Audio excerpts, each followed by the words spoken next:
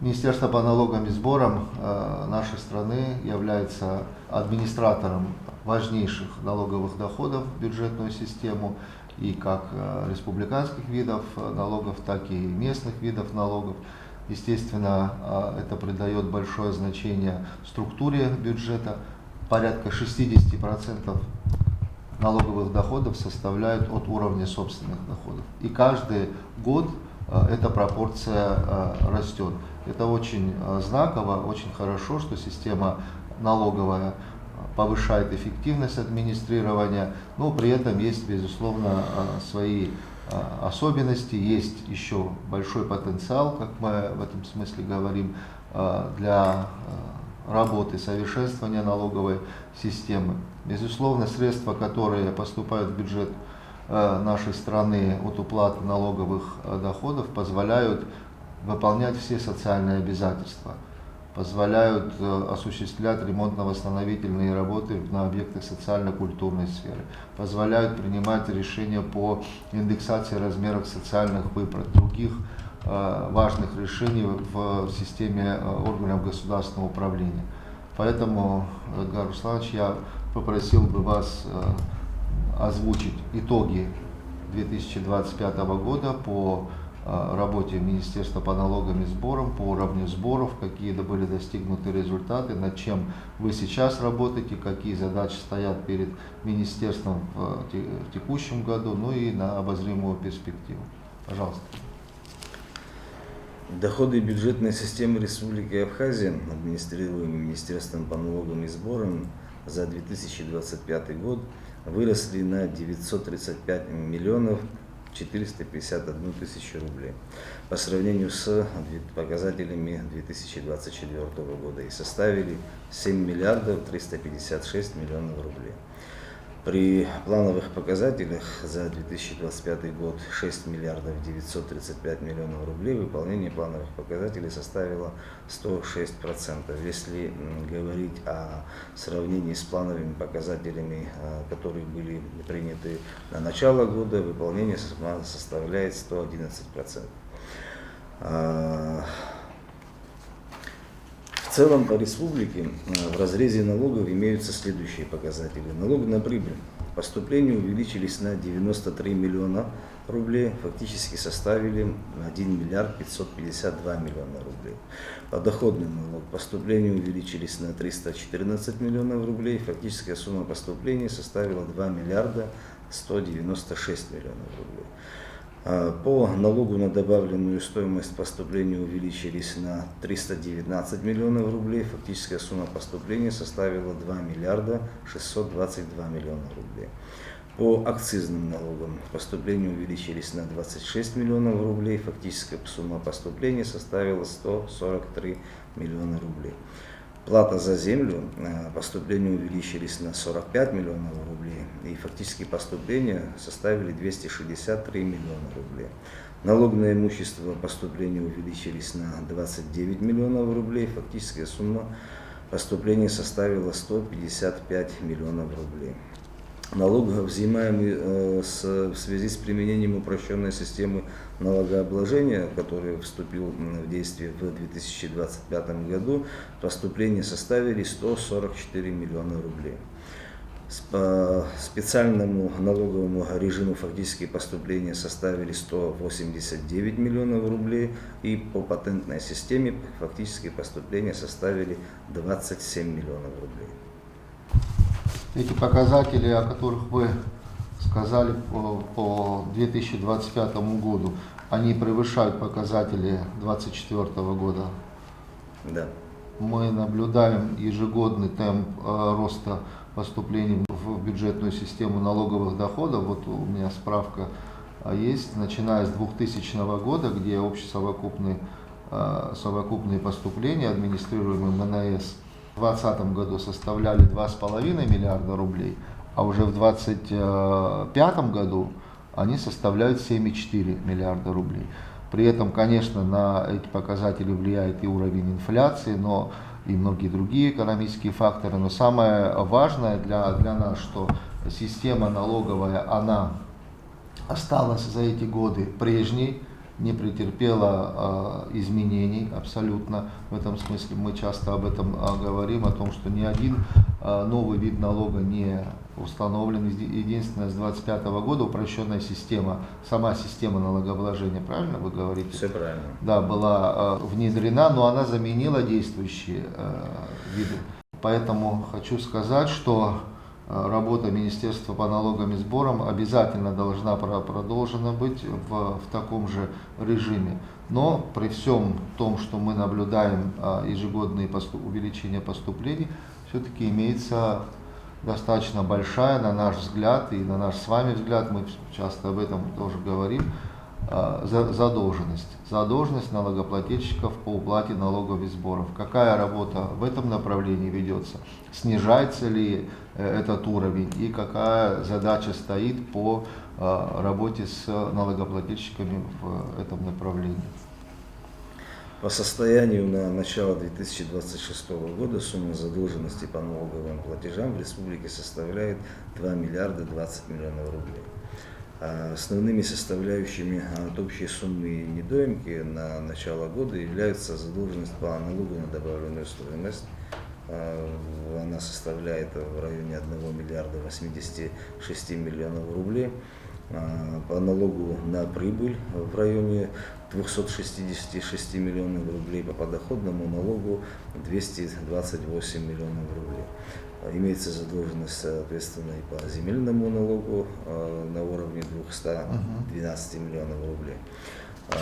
Работа в этом направлении действительно является одной из самых важных и трудоемких процессов в деятельности налоговых органов по уменьшению суммы задолженности по налоговым платежам. И в этом плане структурным подразделением налоговых органов ведется работа по выставлению, соответственно, инкассовых поручений по всем задолженностям, а также по направлению материалов о злостных неплательщиках в службу судебных исполнителей. Управлением по работе с задолженностью были проверены и перенаправлены в службу судебных исполнителей 35 материалов на общую сумму 30 миллионов 735 тысяч рублей. Из них 14 материалов по юридическим лицам и 21 материал по индивидуальным предпринимателям. Здесь речь идет о том, что задолженность она имеет накопительный характер за много предыдущих лет, и данный объем материалов и сумм задолженности, переданных в службу судебных исполнителей, естественно, озвучены в рамках переданных материалов всего лишь за 2025 год. А основная сумма всех задолженностей по каждой из них, по всем уже ранее тоже принимались меры, и они приняты меры. Либо они переданы в службу судебных исполнителей, либо приняты меры по бесспорному взысканию. И работа в этом направлении проводится ежедневно, как раз и ввиду необходимости серьезного анализа и работы по взысканию задолженности и предотвращению ее увеличения, Министерством по налогам и сборам было создано отдельное управление, функция которых заключается непосредственно в работе с категорией налогоплательщиков, имеющие задолженность. Задолженность сама по себе, конечно же, это неотъемлемая часть работы каждого налогоплательщика. Периодически возникают суммы задолженности, по которым необходимо провести соответствующую работу. Данная работа проводится Министерством по налогам и сборам. Если говорить о динамике, она имеет тенденцию к увеличению. Однако в этом вопросе необходимо учитывать, на мой взгляд, самую главную составляющую, то, что несмотря на физическое, фактическое увеличение абсолютной цифры, важным показателем в этом вопросе является анализ доли текущих начислений, которые переходят в задолженность по итогам определенного периода. Данный показатель, конечно же, у нас, если рассматривать из года в год, он лучше, чем предыдущих лет показателей. То есть доля начисленных налогов, подлежащих к оплате, которая оседает задолженность от периода в период, она у нас достаточно таком уровне, который, конечно же, требует пристального внимания и реагирования. Я вас прошу на личном контроле держать это направление. Работа с задолженностью является ключевой в работе Министерства по налогам и сборам, и ежегодный рост задолженности, это, конечно, не очень хорошо. Даже несмотря на то, что вы говорите, если в структуру там внутри посмотреть, то, соответственно, мы с вами понимаем, что есть даже отдельные организации, которые имеют задолженность многолетнюю, и все равно при этом, естественно, налоги должны начислять, и они не успевают уплачивать там, по объективным причинам. В большей части это энергетическая наша отрасль, да, там самая большая структурная задолженность, наверное, в этой сфере. Да. Да, поэтому здесь надо по-особенному к этому подходить. Так все время продолжаться не должно и не будет. Вот, надо работать плотнее и, еще раз повторюсь, на личном контроле. Здесь нужно снижение. Налогообложение должно быть справедливым, прозрачным, как мы говорим, понятным, предсказуемым, и мы не должны взимать налоги в бюджет практически с одних и тех же налогоплательщиков, при этом какие-то там оговорки делать, либо еще не полностью администрировать по другим налогоплательщикам, а их ставить в категорию там, должников. С этим надо конкретно работать каждый день, и мы тогда получим результат. Дело в том, что каждый уплаченный рубль – это новые возможности. Мы за счет этих средств можем повысить заработную плату, пенсионное обеспечение, провести новые расходы. Но когда мы понимаем, что это у нас стабильно поступает, мы эти расходы не сможем индексировать. Государственную задачу мы до конца не сможем выполнить. Вот, 2 миллиарда рублей. Ну, откровенно говоря, большая часть из них, если поступит в бюджет, в текущем году будет администрирована более качественно, и так, еще раз повторюсь, каждым годом все лучше и лучше происходит администрирование. Но мы точно позволим себе выполнить очень много задач. Это очевидные вещи. В том числе, несомненно, это влияет и на новые задачи, которые поставил перед нами президент в своем послании. Это тоже финансово емкие задачи, которые нужно ресурсно обеспечивать. Являются там очень много социальных обязательств, очень много структурных, инновационных обязательств будет появляться. Поэтому для решения этих задач в том числе нужно прибегать и к такому механизму. Бесспорное взыскание, прямая работа, конкретная работа, как вы это проводите с каждым налогоплательщиком. Вы проводите в течение года различного рода мероприятия по информированию, да, там, по консультированию налогоплательщиков о необходимости своевременного погашения задолженности. Мы помню, был такой период, когда предложили реструктуризацию задолженности, но, откровенно говоря, ни к чему это не привело.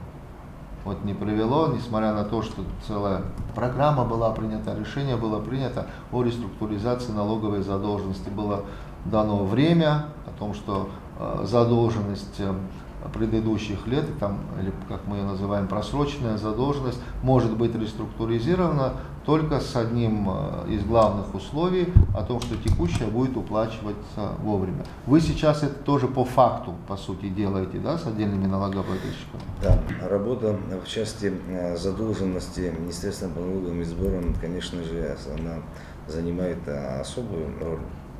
И Министерство по налогам и сборам, конечно же, продолжит в новом году и в дальнейшем усиленную работу в этом направлении. И правильно вы говорите о том, что есть еще один способ работы с имеющейся задолженностью, если говорить о реструктуризации. Добросовестные налогоплательщики, имеющие определенные финансовые затруднения в тот или иной определенный период, конечно же, имеют возможность обратиться в налоговые органы для предоставления определенного графика погашения задолженности. И, соответственно, правильно заметили о том, что при условии своевременной уплаты текущих платежей. Данная форма предоставляется налоговой службе, данная форма погашения задолженности достаточно хороший механизм для тех налогоплательщиков, которые добросовестно выполняют свои налоговые обязательства. И в этом смысле Министерство по налоговым и сборам идет на контакт с налогоплательщиками, которые имеют объективные причины несвоевременной уплаты и образовавшихся ввиду этих причин задолженности. Эту работу надо на особом, третий раз повторюсь, на особом контроле. Очень-очень важно. Рост задолженности – это наши упущенные возможности государства. Мы упустили возможности в реализации новых программ, мероприятий. Вот что это означает по факту. Поэтому здесь очень важно над этим поработать. Конечно же, стоит отметить в этой связи еще имеющиеся проблемы, связанные с тем, что в структуре этих задолженностей числятся задолженности по юридическим лицам и индивидуальным предпринимателям, которые не прошли обязательную процедуру перерегистрации, объявленной в 2017 году. Соответственно, данные юридические лица и индивидуальные предприниматели по состоянию на сегодняшний день считаются несостоящими на налоговом учете, однако их долги никуда не делись, они зафиксированы и входят в состав той задолженности, которую мы озвучиваем. Еще об одном очень важном аспекте хочу сказать, это о работе Министерства по налогам и сборам по внедрению контрольно-кассовой техники при реализации товаров, работ, услуг за наличный расчет. Уже несколько лет как действует закон о контрольно-кассовой технике, и наши усилия пока еще не привели к тому, что на территории республики установлена эта техника. Знаем о том, что ведутся переговоры с коллегами из налогового ведомства Российской Федерации. Там предметно вы этим занимаетесь. Но дело в том, что это надо ускорять. Это надо ускорять, потому что именно этот показатель дает возможность выходить из серых схем, дает возможность реально увидеть объект налогообложения. Еще раз повторюсь, который дает потом возможность перераспределять эти средства, которые поступают в государство, обратно в различные отрасли экономики. Что в этой сфере сейчас происходит и какие есть у нас ожидания? Как вы правильно заметили, одним из самых важных нерешенных вопросов и проблем в части администрирования налоговых платежей у Министерства по налогам и сборам остается именно отсутствие контрольно-кассовой техники по учету выручки на объектах предпринимательской деятельности. Для решения данного вопроса проводится работа следующего характера. Вы знаете, что между Федеральной налоговой службой и Министерством по налогам и сборам готовилось соглашение, которое одобрено к подписанию Кабинетом министров Республики Абхазия, положение которого говорит о том, что российская сторона будет оказывать безвозмездную техническую помощь в внедрении контрольно-кассовой техники с онлайн-передачей данных в налоговые органы, соответствующими программными обеспечениями. Также в рамках этого соглашения предусмотрена разработка и внедрение программного продукта, обеспечивающего прозрачность налоговых вычетов в части налога на добавленную стоимость. Реализация положений данного соглашения, мы надеемся на то, что позволит решить вопросы, связанные с учетом выручки на объектах предпринимательской деятельности, что в свою очередь обязательно должно привести к увеличению уровня поступления налоговых платежей в бюджетную систему Республики Абхазия. Наша программа по соглашению на 26, 27, 28 год должен быть реализован пилотный проект. Наряду с требующими решения вопросами, конечно же, стоит особое внимание уделить состоянию законодательства в сфере налогового налогообложения. есть определенные законопроекты, в том числе законопроект о патентной системе налогообложения, который мы направили в Кабинет министров. Соответственно, ждем, что оно поступит в парламент на рассмотрение, и очень надеемся на поддержку в принятии данного законопроекта.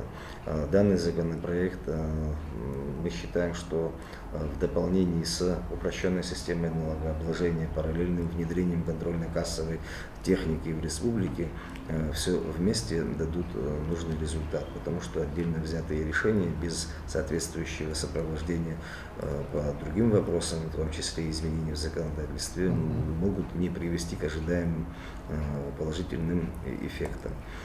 Соответственно, также в стенах парламента находится на рассмотрении законопроект о государственной налоговой службе, в котором тоже предлагается внести определенные изменения, необходимые для полноценного функционирования сегодняшних и решения сегодняшних задач, которые перед налоговой службой стоят. Планируется подготовить изменения в закон о оплате за землю, который тоже в течение 2026 года мы планируем направить вам на рассмотрение для того, чтобы исправить те огрешности и проблемы, имеющиеся в администрировании данного вида платежа. Соответственно, в 2026 году планируется подготовить поправки в закон о упрощенной системе налогообложения.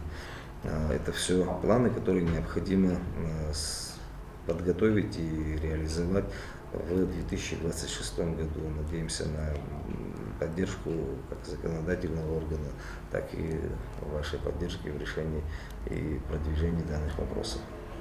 Несомненно, совершенствование налоговой системы и налогового законодательства – это каждодневная трудоемкая работа, потому что именно после правоприменительной практики начинаешь понимать, какие нужно вносить изменения для того, чтобы система работала прозрачно, чтобы она, еще раз повторюсь, была предсказуема. Об этом, кстати, говорил президент в своем послании. В этой связи по ряду видов налогов, несомненно, конечно, нужно вносить предложения по изменению.